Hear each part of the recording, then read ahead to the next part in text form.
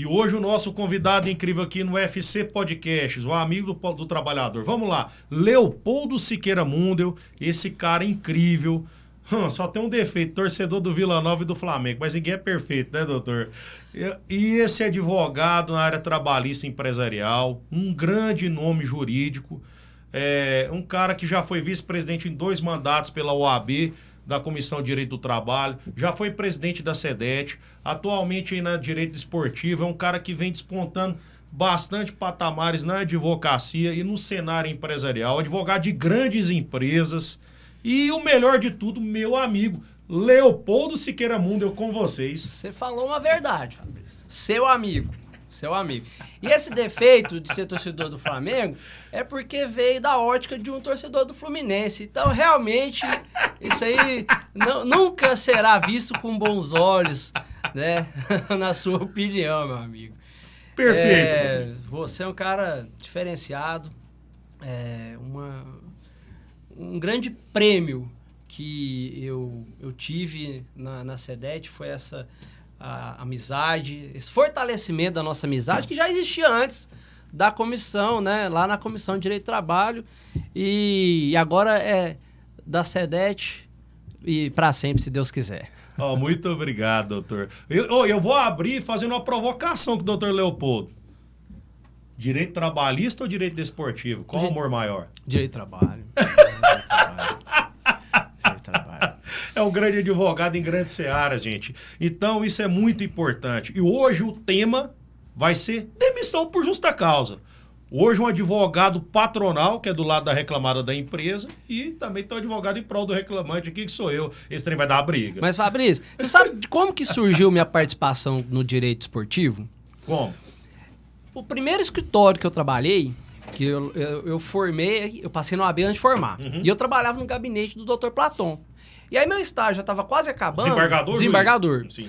Aí meu estágio estava quase acabando. Aí era mais ou menos ali no mês de maio, porque eu ia formar no final de junho. Aí eu tive a proposta para ir trabalhar como estagiário no escritório do Dr. Alexandre Yunes, que fazia o jurídico do Goiás. Aí eu já comecei lá com um estágio extremamente intelectual, de fazer defesa e tal, participar de audiência. Foi uma coisa assim, me botaram para sambar e a gente dançou conforme a música. E aí eu tive essa experiência de trabalhar com o trabalhista no futebol, que foi o Goiás. Aí depois, em 2016, eu advoguei para o Atlético. Eu era advogado trabalhista do Atlético Goianiense, quando ele conseguiu, em 2016, 2017, o acesso para a Série A. Então, aí eu falei assim, poxa, eu adoro futebol e tenho a oportunidade de trabalhar com direito ao trabalho e com futebol, aí foi perfeito. Então, aí depois disso, em 2016, 2017 ou 2018, acho que minha cabeça já está falhando, mas já são muitos anos, né? Eu entrei no Tribunal de Justiça Desportivo como auditor da 2ª Comissão Disciplinar. E de lá, fui para a 3ª Comissão e hoje eu sou vice-presidente do TJD Goiás. Que então, maravilha. Continuo trabalhando assim, envolvido no direito com o futebol. Uma coisa interessante, doutor, hoje a gente está com o tempo para conversar, é verdadeiramente um bate-bola, porque o cara também é advogado de direito desportista. E a gente vai entrar na parte da seara da justa causa agorinha, mas vamos começar de um lado mais descontraído. A justiça desportiva, ela vai desde o campo de várzea até o último patamar lá, né, cara? Da Champions League, seja lá qualquer tipo de coisa. Então ela começa ali na várzea mesmo, né? Exato, porque existem muitos campeonatos... Briga lá, jogando panela um no outro. Tem umas confusões. Porque, na verdade, porrada e bomba. Existem aqueles jogos universitários que tem uma justiça desportiva própria, mas nós estamos vinculados a todas as competições organizadas pela Federação Goiana de Futebol.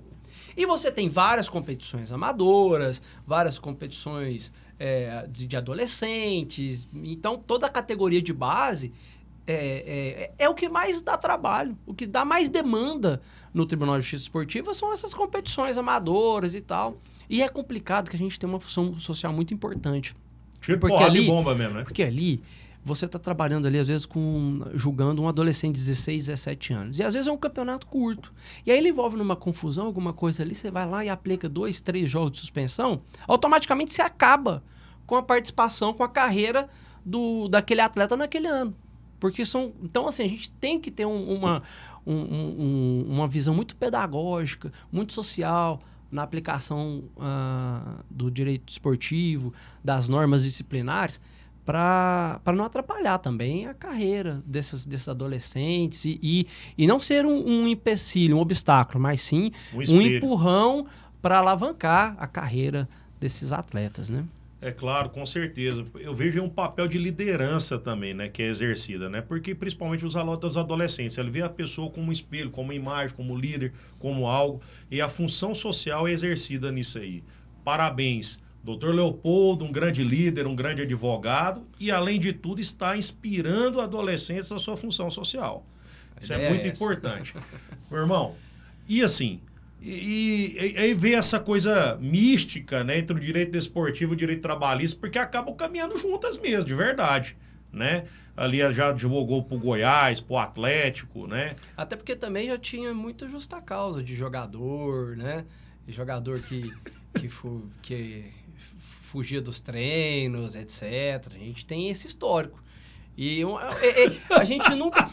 Da concentração também fugia? E falando sobre justa causa e futebol... Só dos treinos ou da concentração? Não, falando sobre justa causa e futebol. Você lembra aquela história do goleiro Bruno, do Flamengo? Sim, Elisa Samúdio.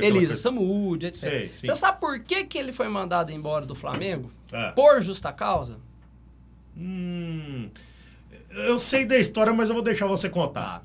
Todo mundo acha que ele foi mandado embora por justa causa por conta de ter participado, né? Hoje a gente pode falar dessa forma, de ter participado do assassinato da Elisa Samúdio, porque ele foi condenado por isso. Só que não. Na verdade, a dispensa por justa causa, quando envolve condenações criminais, é só quando há o trânsito em julgado. Se você cometeu um crime e essa condenação não transitou em julgado, não há que se falar em dispensa por justa causa. No caso específico do goleiro Bruno, ele foi dispensado porque ele deu uma entrevista, nem estava preso ainda. Ele deu uma entrevista com a camisa do Flamengo, representando a gloriosa instituição Flamengo, e disse assim, é normal, todo homem bate na sua mulher, dá um tapa na sua mulher e tal. E essa declaração infeliz e até criminal que ele fez com a camisa do Flamengo foi uma repercussão terrível e que manchou a honra da instituição Flamengo. E esse foi o motivo da dispensa por justa causa do goleiro Bruno. Agora, assim, só que, né, já pegando o embalo, existem aquelas situações. E aquela pessoa que foi presa porque não pagou pensão alimentícia? Ou que tem uma prisão preventiva. Nesses casos, não há espaço para a dispensa por justa causa, porque não houve condenação transitada em julgado.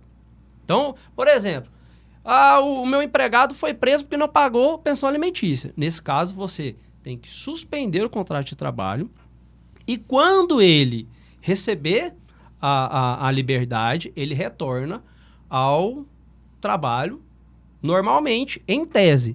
Porque às vezes também pode ser que a pessoa, às vezes ele foi preso preventivamente por violação, por Lei Maria da Penha, agrediu uma mulher. Às vezes pode ser situações que violam os princípios e os regramentos internos da empresa. E aí, às vezes, é uma conduta que venha a ser incompatível com o ambiente de trabalho. E aí, pode-se também aplicar uma dispensa por justa causa, mas aí não seria por condenação transitada em julgado. Seria por mau procedimento. Perfeito. Né? Perfeito. Então, o fato dele ter vestido a camisa do Flamengo e ter dado entrevista com ela foi que levou à justa causa. Exato. Então, sim, perfeito. Eu deixei para você bater essa bola aí, doutor, porque eu tô falando o seguinte, como não tinha outra coisa pra usar, ele colocou a camisa do Flamengo, né? Eu acho que ele nem atinou nisso aí, mas enfim, né? Eu não lembro, Fabrício, mas eu acho que ele deu uma entrevista, assim, saindo de um treinamento, sabe? Como se fosse... lá no Flamengo mesmo.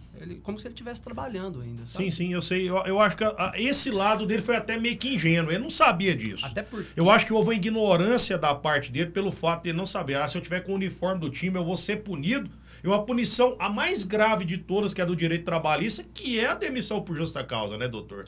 Ele não imaginava a pena mais isso. grave. Ele não imaginava isso. Não. Então, eu acho que a punição foi extremamente severa nesse âmbito, não olhando na ótica do homicídio, porque não tem nada a ver com isso. Nada a ver com isso. Mas o fato dele não saber, às vezes, ele pegou e apareceu porque ele era uma pessoa pública. Você acha que foi certa essa demissão por justa causa com o goleiro Bruno? Ele é uma pessoa pública, ele sempre estava com a camisa do Flamengo. E você acha que por o fato de ter pensado a presidência do clube, de ter manchado a imagem do time, você acha que ele merecia ter sido demitido por justa causa? Mas claro que sim, uma declaração pesadíssima. Pesadíssima. Mas ele não violou a imagem do time de boca, falando alguma coisa, não teve difamação? Não houve difamação. Você sabia que muitas empresas proíbem os seus empregados de saírem das empresas utilizando uniforme? Sabe por quê?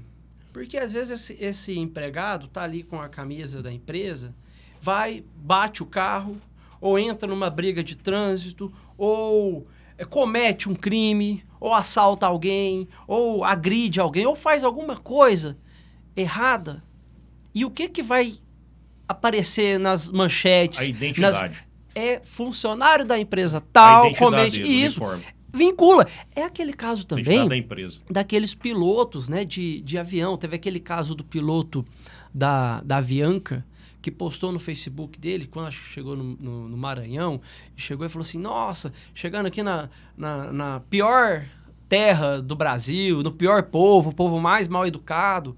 Quando eles descobriram isso, peraí, é o piloto da Avianca que está falando isso, porque era a descrição dele lá no Facebook.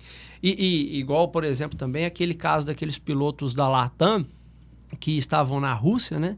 E aí fizeram uma brincadeirinha com uma russa lá. Na Ucrânia. Foi na Ucrânia. Não, na Copa do Mundo. Na Copa do Mundo. Sim, sim. Aí eles falaram, repetiu umas coisas lá e também eles identificavam, também teve essa repercussão. Ou seja, foi, acho, falando das ucranianas. Olha só, se o fato de um empregado fazer colocações ou ter uma conduta imprópria em redes sociais e se identificando como empregado da empresa já justifica a dispensa por justa causa, imagina um atleta com uma declaração tão infeliz como aquela, utilizando a camisa e representando o clube. Porque a gente não pode falar que o jogador de futebol, ele teria um acúmulo de função por ter que dar entrevista, porque faz parte. Todos os atletas, eles recebem o direito de imagem, eles têm um contrato, porque eles têm que usar as roupas do clube, eles têm que conceder entrevistas representando o clube. Então, assim, todo final de partida ou determinadas viagens, tem aqueles atletas que são separados exclusivamente para conceder as entrevistas. Então, quando ele tá ali dando uma entrevista, ele tá quase que cumprindo uma das tarefas derivadas do contrato de trabalho dele. Mas é tudo previsto, mediante contrato, mediante remuneração específica, etc. Então, ele, naquele momento, representando a instituição Flamengo, faz uma declaração daquela, manchou a honra total da instituição. O fato, às vezes ele foi de maneira ingênua nesse quesito em não saber que o uniforme do time ia ocasionar algo tão perplexo que é uma demissão por justa causa. Mas ele não imaginava, é claro, tem esse lado. Mas o fato de estar com a camisa manchou sim a imagem do time. Isso aí, beleza. Imagina o clima, porque, por exemplo, o Flamengo tem as atletas, mulheres, né, o time feminino, tanto de vários esportes, do futebol, de basquete. Imagina o clima disso dentro da instituição. A instituição tinha que dar uma resposta, claro, inclusive para as empregadas, para as atletas femininas. E olha só que caso interessante. Você lembra do treinador Cuca? Demais. Teve ele assumiu o Corinthians por conta de um processo que ele respondia na Europa, de um suposto assédio, alguma coisa assim. teve uma repercussão tão pesada, as atletas femininas do Corinthians fizeram um protesto e tornou insustentável, por exemplo, a participação dele lá e ele de boca fechada. Agora imagina um atleta que fala assim, não, é normal todo mundo dar um tapa na sua mulher. Não, aí ficou insustentável a relação de emprego. Ficou uma coisa dentro do Flamengo em si. Isso aí é bastante cabuloso aí, né, doutor? Em outras palavras falando, porque a gente vê, eu acho que o que retrataria a imagem da instituição Flamengo, então, seria um time que faria apologia ao crime se coadunasse um acusado de homicídio, naquele momento que era um acusado, ele não era réu ainda, estava caminhando, desembaraçando tal coisa, porque ele era contratado do time naquele momento. Estava bem no início, né, da investigação. Bem no início. Ele não era nem réu ainda. Que tragédia, que coisa infelizmente. absurda. Então, retrataria a imagem do Flamengo se tivesse coadunado com isso, ele com o uniforme do time, que estava dando apologia, né, a um criminoso, talvez. Faz todo o sentido. Mas, assim, doutor, falando um pouco aí de direito, vamos lá, vamos continuar na prática aí da justa causa, do poder diretivo da empresa. Vamos lá. Uma coisa que retrata bastante hoje, dentro do poder diretivo da empresa, é a fiscalização de colaboradores, tais como EPIs, que é equipamento de proteção individual, condutas irregulares de trabalhadores ou não, certo? Bem como a quebra de fidúcia, relação empregado-empregador. O poder diretivo, aonde na sua prática o senhor acha que deveria ser melhorado diante de uma empresa para que tenha uma relação mais harmônica entre empregado e empregador e para que se evite a justa causa? Poder diretivo é a faculdade do empregador de coordenar, dirigir e determinar como será a prestação de serviço, como será prestado aquele trabalho, como que vai ser o trabalho, a atividade, a jornada de trabalho daquele empregado. Ele divide em 3 vertentes: organização, fiscalização e punição. Você organiza a empresa, você cria as regras do jogo. Criadas as regras do jogo, você passou isso para os seus empregados, você começa a fiscalizar o cumprimento das regras. Evidenciado o descumprimento das regras, você entra com a punição, com o poder disciplinar. Então, assim, harmonia. Lugar de trabalho é lugar de trabalho, é de respeito, é de urbanidade. O poder diretivo, ele não pode ser utilizado como um mecanismo de assédio, de depreciação do empregado, de diminuição, né, do valor do trabalho. Ele é feito para coordenar e trazer organização e paz ao ambiente de trabalho. Não é para excesso de pressão, não é para desmoralização, fazer o empregado passar vergonha na frente dos colegas. Não, é para o barco navegar tranquilamente em águas pacíficas.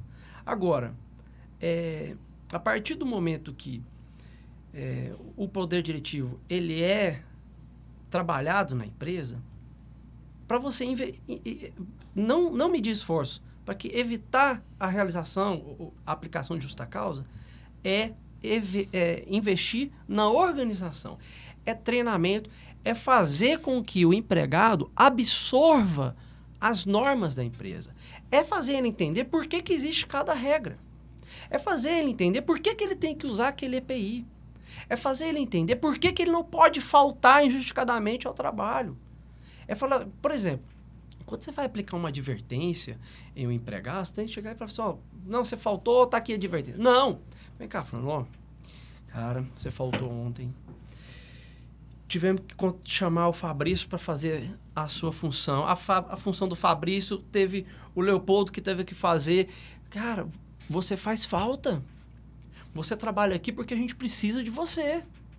Então, você tem que ter esse compromisso. É você transmitir para a pessoa que ela é importante.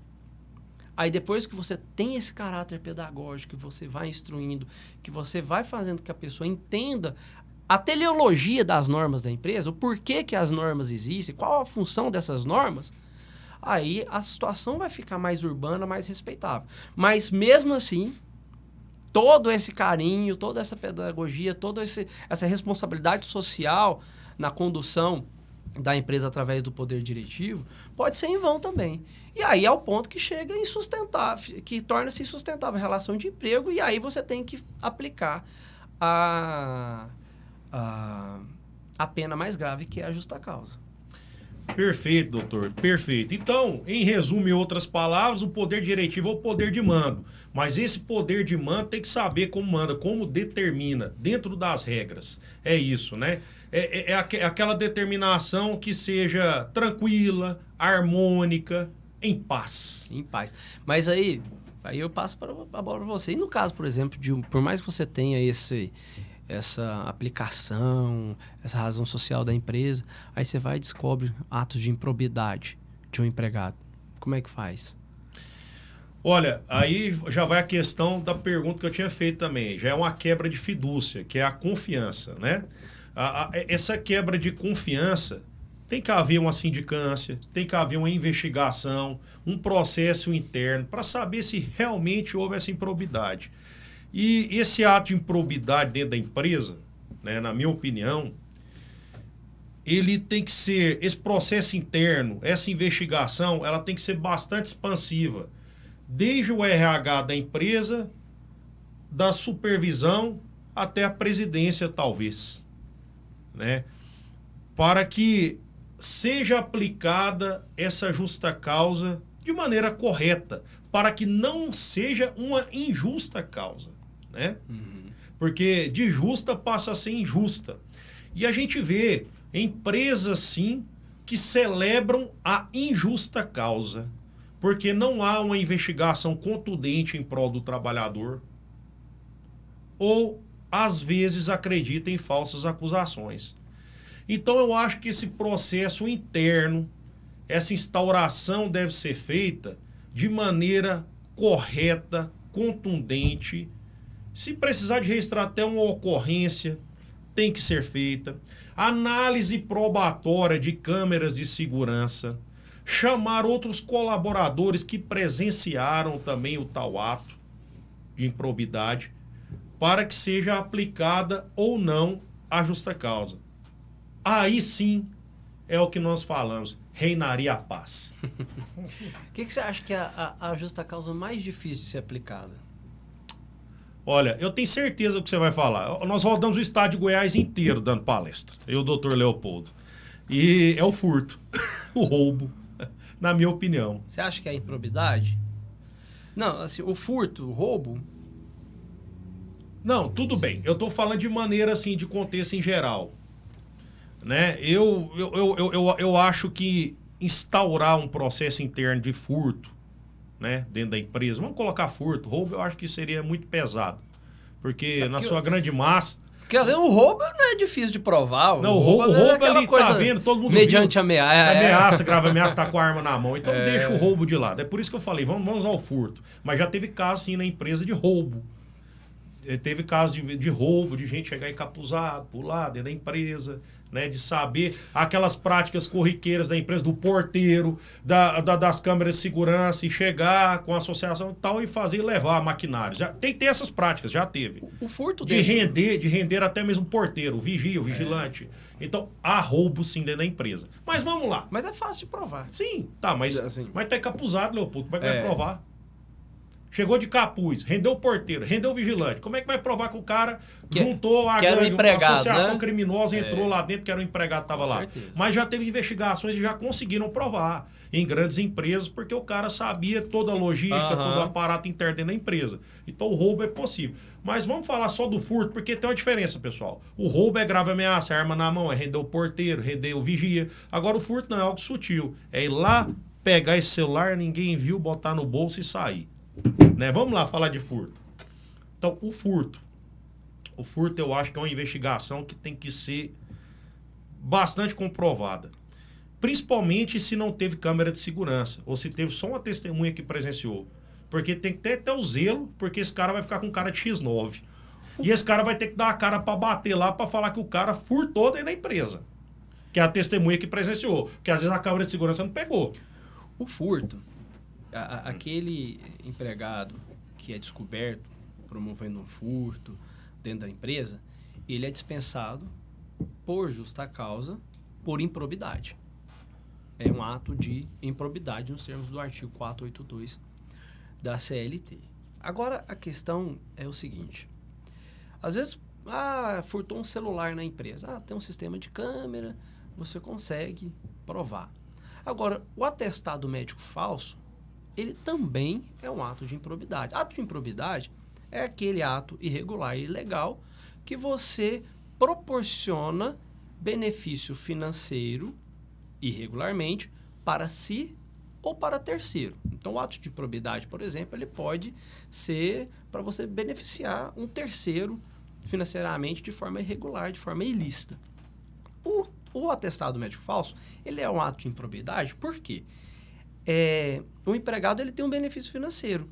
Ele teria as férias, o dia trabalhado descontado, não trabalhado, a falta descontada, e aí perderia, por exemplo, o DSR e também teria, às vezes, um reflexo no número de dias de férias. Então, a partir do momento que ele apresenta um atestado falso, ele continua recebendo o salário normalmente, né, e sem os descontos que seriam devidos em caso da ausência da falta injustificada. Agora, o grande problema do atestado falso é que, como você vai descobrir isso? Porque às vezes ele não tem uma rasura. De repente chegou um atestado falso lá que dá para ver, que era um dia, o cara foi lá e colocou 2 dias.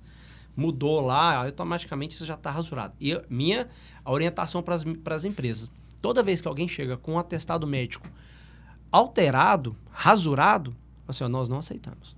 Vai lá e pega outro sem rasura. Porque aí você já elimina essa possibilidade de receber um documento, de um ato de improbidade, de ser uma questão falsa. Só, não aceito. Vai lá e pega um que não esteja rasurado. Agora, pode ser que chegue um atestado médico lá sem rasura, assinado direitinho.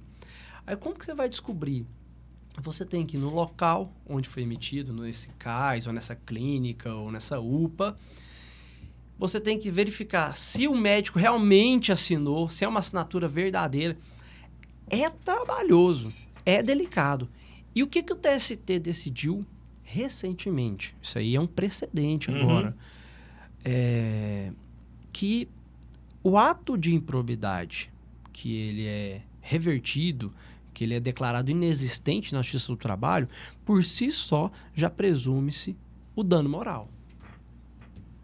Ou seja, eu acusei você de um furto, acusei você de entregar um atestado falso. Você entra na justiça e mostra que o atestado era verdadeiro e você mostra que nunca teve furto, você nunca furtou ninguém dentro da empresa, automaticamente a empresa já vai te condenar. A empresa já vai ser condenada ao pagamento de dano moral, porque já é uma coisa presumida.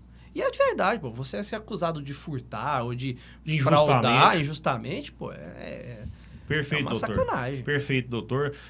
E doutor Leopoldo aqui, né, com a sua visão da função social, ele não está puxando para o lado da empresa somente, ele está puxando para o lado correto, que é a verdade, a veracidade da coisa, né? E assim, nós temos que pautar, doutor, e o pessoal anda esquecendo muito disso, a advocacia necessita disso, a humanidade em si precisa disso, de pensar mais no próximo, mais na função social. O próximo é o empresário, o próximo é o empregado, entendeu? Agir de maneira correta, escorreita, né? Que isso é muito importante. Que a investigação seja correta para aplicar essa justa causa, né? Para saber se realmente foi um ato injusto ou não.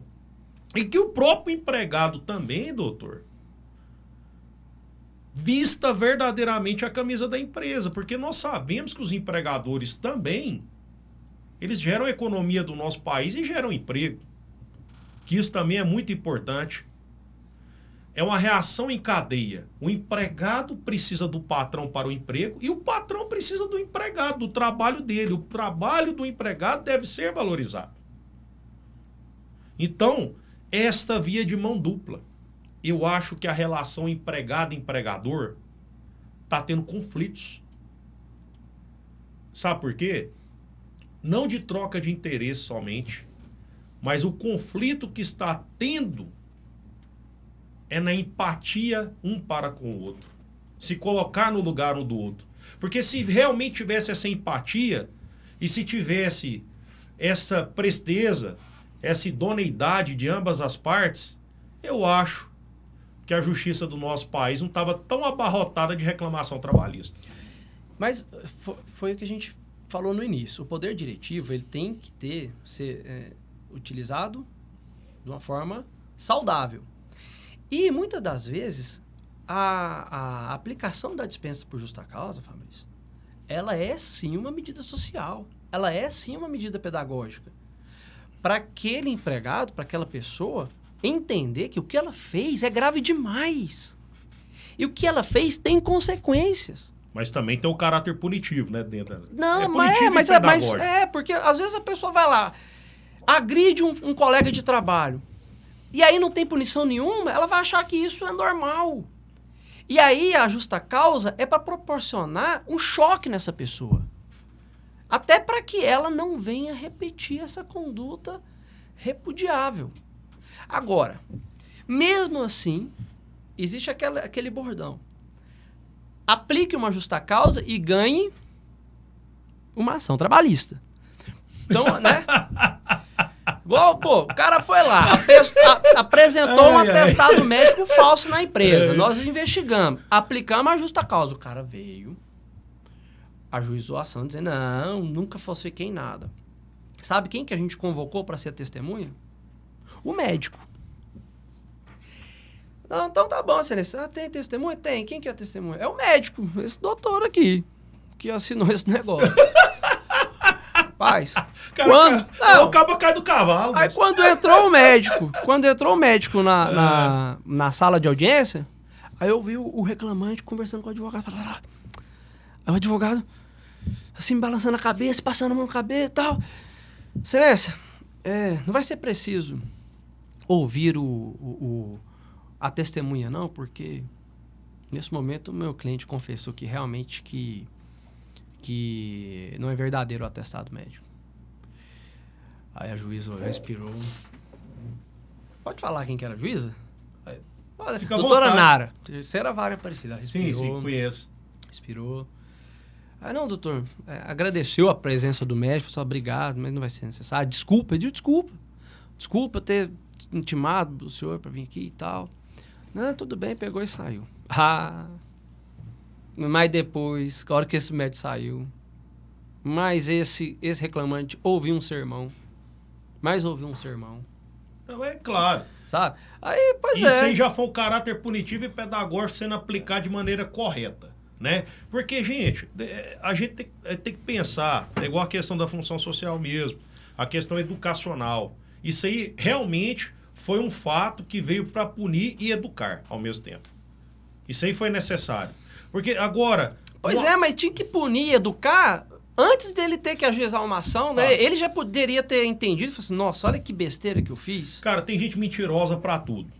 Às vezes o papel do advogado, que é formar opinião, que é ser o operador do direito, que é iniciar ali uma demanda judicial, existem mentiras. Às vezes está levando ali na declaração fática para o advogado que aquilo realmente não aconteceu ou aconteceu, e o cara vai lá, distribui a ação e vai plenamente convicto que aquilo não aconteceu e é pego e ele cai do cavalo. Eu tenho certeza que o advogado não sabia que o atestado era falso. Tá vendo? Ficou sabendo na hora que o médico entrou lá, eu vi o reclamante. Aí eu, pra que negócio assim? Então tá. Aí o advogado falou assim, infelizmente agora e tal. Pergunta pra mim se cliente já mentiu pra mim. Lógico que já. Pô. Cliente já mentiu pra você, doutor Fábio? Claro que sim. A gente tem que falar a verdade. Eu não vou falar que alterou a verdade dos fatos, não. Porque já pegamos gente mentirosa assim também. Cliente já mentiu pra você, Leopoldo?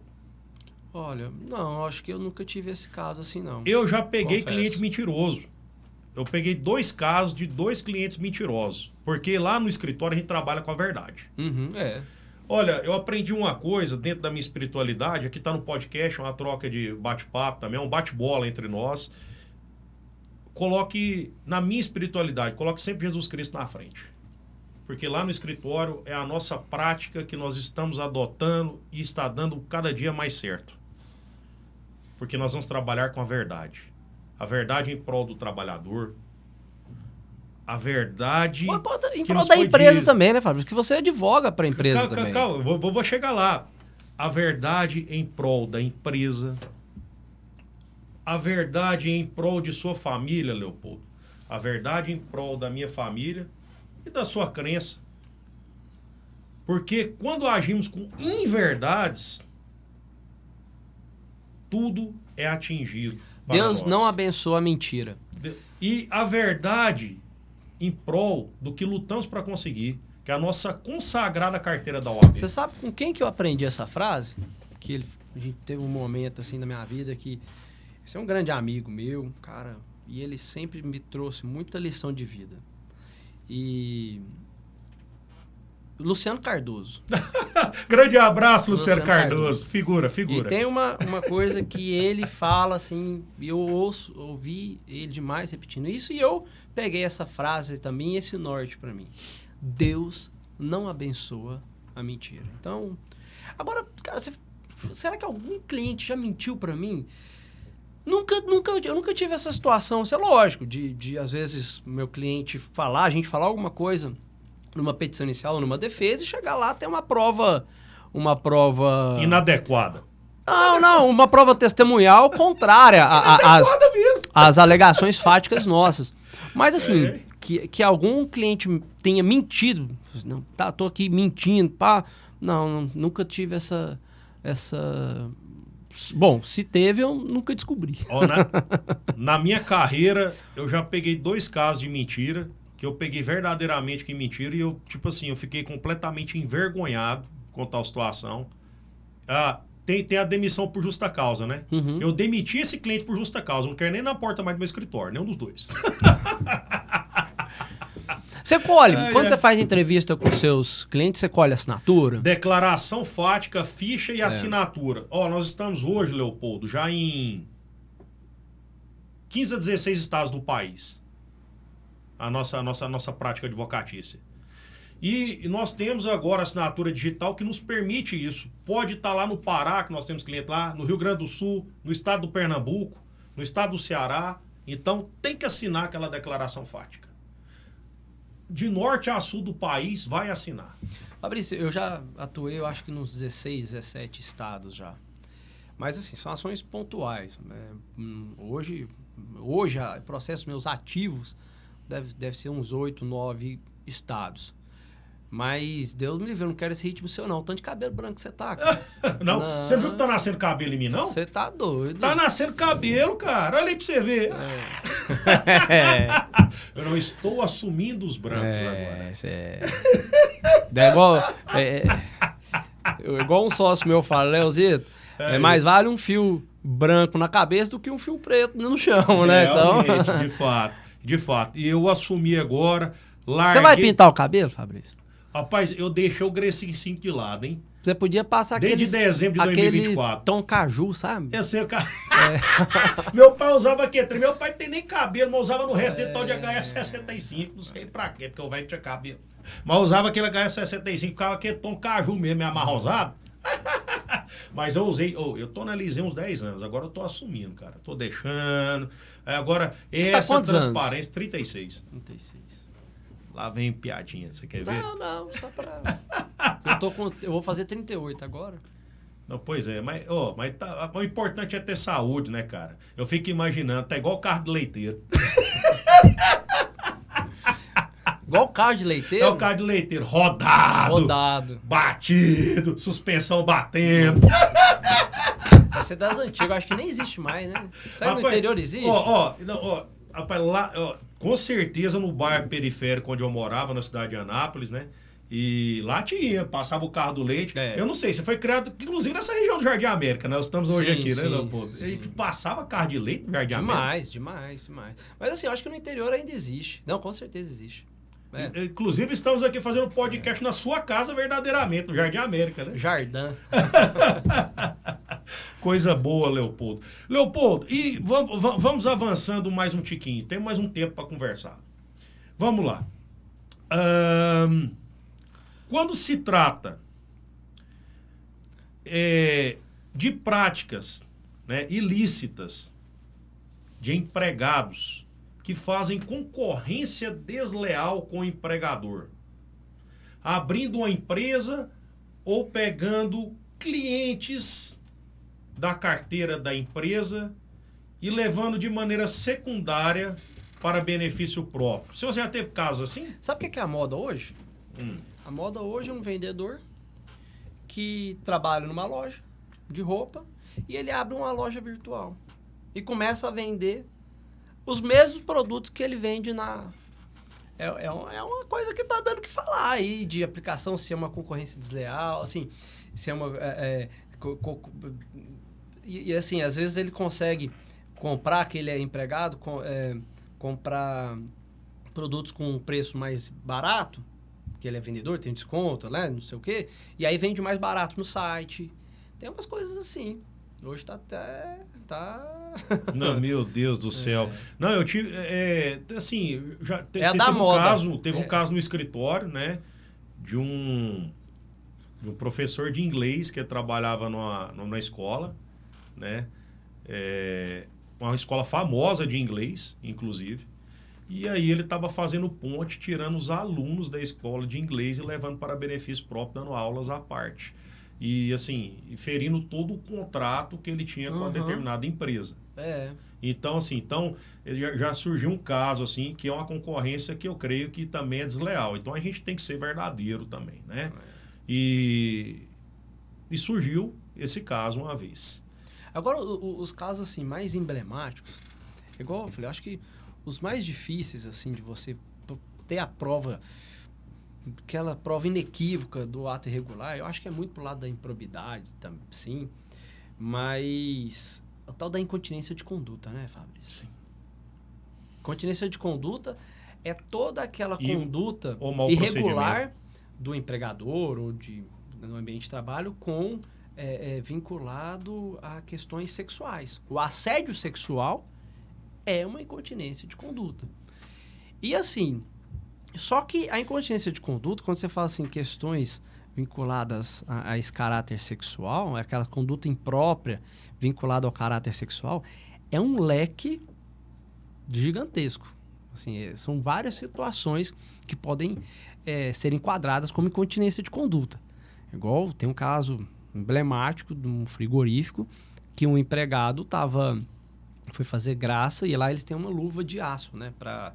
Você tá na desossa ali, e aí teve um empregado que foi para sacanear o outro, uma brincadeira de muito mau gosto, e ejaculou dentro da luva. Meu Deus do aí céu, o cara foi calçar absurdo, a luva, e é que é absurdo. E aí, tá vendo? É uma incontinência de conduta. Ejaculou na luva do cara. Isso é aí você vê... Empregador, gerente, colega de trabalho que fica ali assediando, mandando mensagenzinha, fotinha ali no WhatsApp durante o horário de trabalho, principalmente, ou fica mandando fotos, vídeos de caráter pornográfico em grupo de empresa, no WhatsApp. Isso tudo também é incontinência de conduta. Você já trabalhou com casos assim, Fabrício? Já. Eu tive um caso, né, na época advogando para a empresa, que flagrou, né, era uma distribuidora de peças, né, e ele estava no depósito se masturbando. E aí achou que a câmera de segurança não ia pegar e pegou. Apuramos o fato, né, na época e...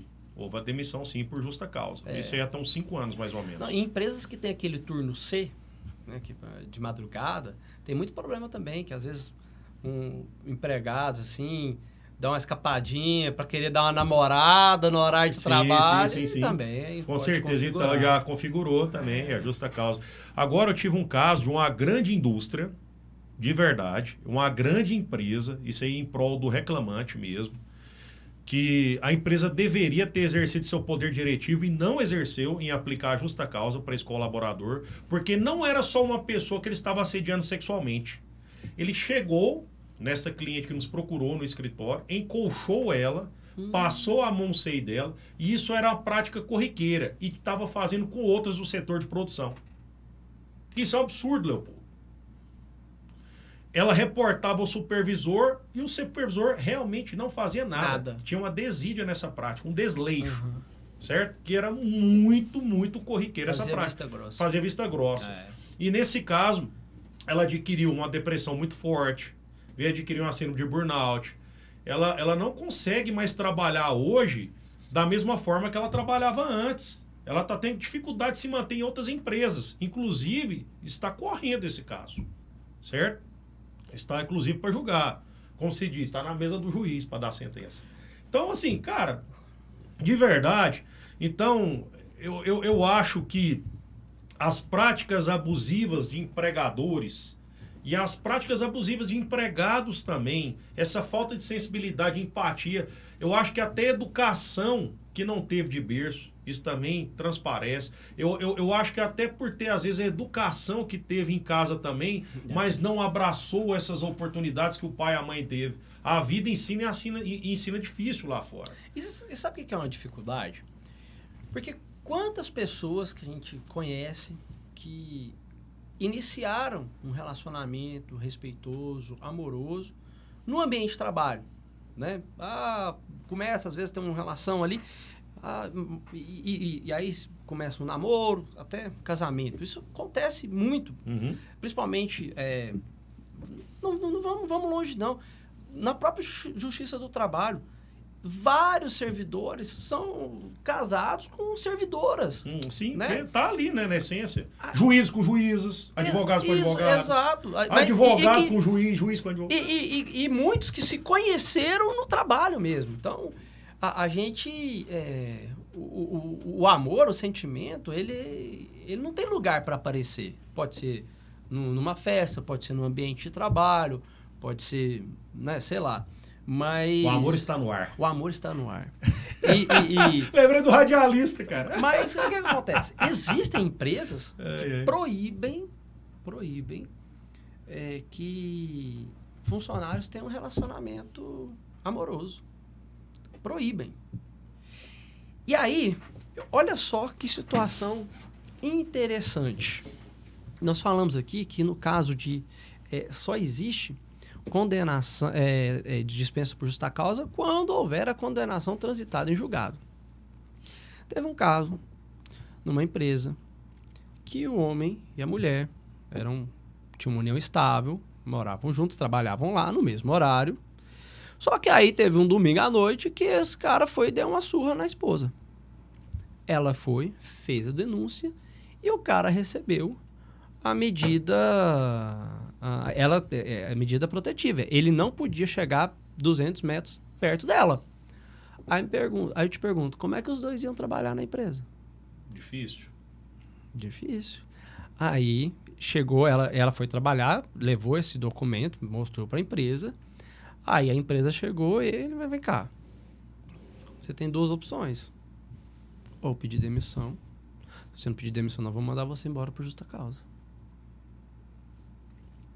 Na mesma hora o cara falou assim, não, vou pedir demissão aqui, realmente, não tem como eu continuar trabalhando aqui, etc. É um caso que aconteceu. Eu iria pedir demissão de qualquer forma, porque eu não quero ter contato, ter proximidade com a minha, agora ex, né, companheira, porque tornou insustentável. Mas e foi a solução naquele momento. Mas caberia uma dispensa por justa causa da pessoa. Isso é algo que eu acho que deve ser bastante analisado, mas eu acho que é passivo, sim, da justa causa. Isso aí não tem o que falar. Tem coisas que são incontroversas, Leopoldo, que investigou, tá ali, tem que provar, tem que ser aplicado. Mas outras são injustas. Entendeu? Igual esse caso dessa grande indústria que eu citei, por exemplo. Por que não despediu esse colaborador que estava assediando as meninas do setor de produção? Passou a mão nas nádegas, passou a mão no seio,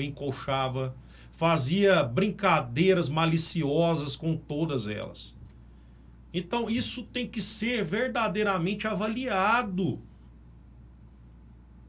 Isso tem que ser avaliado. Até porque tudo que acontecer com aquele, E tem com que aquele haver a punição empregado, severa. tudo que acontecer com aquele empregado já não vai ser mais surpresa. Porque a punição severa, nessa prática, não é só a trabalhista, é a criminal. É criminal. É a criminal. E a empresa não pode coadunar com isso. Todo advogado trabalhista, ele tem que ter, assim, alguns parceiros. Tem. Um advogado criminal é um deles. Sim, com certeza. Eu acho que a parceria para todos os âmbitos. Né? Eu com certeza tem que ter. Porque realmente eu tenho parceiros, né, dessa esfera criminal também, que a gente leva à tona, vários casos, e a gente acaba fazendo uma consulta. Leopoldo? Porque advogado não tem que saber de tudo, não. Ele tem que ter especialidade, autoridade no assunto, naquilo que ele sabe mexer. Porque quem faz tudo não faz nada. Eu tô com um caso agora que era uma funcionária do banco, e aí ela foi emitindo, usando falsas senhas, pegando senhas irregulares lá, e foi emitindo cartões de crédito para os familiares. Aí, assim, pessoas com limites abusivo, que não poderiam jamais serem concedidos, etc., violando várias situações. Foi mandado embora por justa causa. Calcula-se que o prejuízo causado beira R$1 milhão. E, adivinha, veio a ação trabalhista, dizendo que era inocente, que, sabe? Já deu sentença? Não, ainda não. Tá correndo o caso. Tá correndo. Mas eu mencionei esse caso porque aí foi necessário que esse caso fosse investigado e fosse tratado também no cenário criminal, com a Polícia Civil, etc. Existe já um processo criminal. E o engraçado é porque essa reclamante ela demorou muito tempo para ajuizar essa ação, porque ela estava querendo aguardar o desenrolar do processo criminal. Mas a justiça comum ela é muito morosa, né? Então, sim, a justiça do trabalho, em regra, a justiça do trabalho é que realiza assim, as provas que são utilizadas depois no desenrolar do processo criminal. Com certeza, com certeza. Igual esse caso mesmo que eu citei, né, da mulher que foi abusada da trabalhadora na empresa, está havendo essa averiguação criminal e eu estou sentindo que a sentença está morosa, está demorada, para saber se realmente esse desfecho vai acontecer na esfera criminal. E, inclusive, já vai remeter os autos para o Ministério Público para fazer a denúncia agora. Então, isso aí é muito importante. Então, foi algo muito sério que aconteceu. Advogar no X trabalho é bom, né? Errar, processo eletrônico, tudo dá certo. Com certeza. Com certeza. Agora, o desencadear, né, que a gente vê da Justiça Comum Estadual é muito moroso, é muito lento. Eu acho que muitas vezes também existem excelentes promotores, excelentes juízes, mas existem pessoas operadoras do direito que nos deixam à mercê de qualquer sorte, infelizmente. Eu acho que é o processo mesmo. O processo comum, o processo civil, o processo criminal. É moroso, são muitos recursos, é diferente do processo do trabalho. O processo do trabalho é economia e celeridade processual. Economia e celeridade processual o tempo todo. E são seres humanos, né? São seres humanos que cada um tem uma maneira de pensar. E a gente tem que estar adepto a isso. E é para isso que serve o advogado, é o formador de opinião, o briguento, é o cara que vai lá e tem que fazer acontecer. Mas, ao mesmo tempo, em ser briguento, também tem que ser harmônico. Tem que apregoar a paz, a harmonia, né? Respeito entre os profissionais. Aí que entra a balança e a espada, né? A balança só seria a força bruta, a espada só o equilíbrio, a balança só o equilíbrio. Então, algo simultâneo entre a força e o equilíbrio, isso aí tem que acontecer todos os dias da nossa vida. Que a balança do direito e a espada estejam em nossos corações todos os dias, doutor Leopoldo Siqueira Mundo, para sabermos dominar todas as situações e sabedoria a Deus. Doutor Leopoldo, meu grande amigo, está caminhando para o final. Esse bate-bola foi incrível. Mas já não era uma hora? Rapaz, olha aqui, o papo é tão bom que o trem é ligeiro. E o negócio é ligeiro. Doutor Leopoldo, você tem aí 2 minutos, né? Faça seu brand, faça sua marca, de verdade mesmo. Primeiro eu quero elogiar, a gravata muito bonita, viu? Ó, eu digo a mesma coisa, gente, eu cheguei elogiando a gravata dele, eu coloquei a mão, ele tira a mão da minha gravata. Cara insensível. Eu acho assim... Obrigado, sempre muito elegante, doutor Leopoldo, um grande amigo. Que a gente costuma falar, né? Tem uma frase do Papa Francisco, ele sempre falava, sempre fazia questão de pronunciar, é o non avere paura. Enquanto você estiver ao lado do seu advogado, não tem motivo para temer, não tem motivo para se preocupar. E, principalmente no cenário trabalhista, a lição que eu passo para os empresários é uma frase forte, mas empresa bem organizada não fica refém de empregado. Então, seja organizado, tenha os documentos em mão. Tudo que aconteça, vem acontecer na empresa, que seja alvo de documento, que seja alvo de registro, para você não ficar na mão de disse-me disse, ficar uma coisa concreta e também não dar brecha para fofocas e para conversas tortas. Então, organização, para mim, é algo muito importante que deve ser levado a sério nas empresas.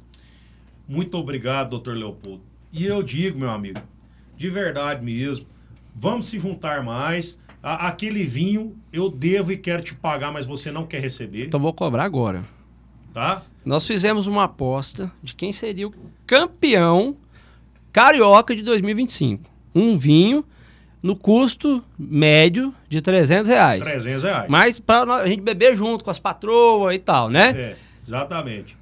Até hoje, nós já estamos em junho, já vai acabar o Campeonato Brasileiro daqui a pouco. Você não pagou o vinho, Fabrício. Eu quero pagar e até hoje não escolheu o vinho. Olha só. E eu me ofereço a pagar. O pagador, ele quer pagar. O pagador bate na porta do bate na porta do quem? Credor. Do recebedor. Uhum. Do credor, do recebedor. E o recebedor, o credor, não quer receber. Isso é difícil, gente. Ó, já vamos marcar logo esse vinho. Bora. Viu? Bora. Muito importante.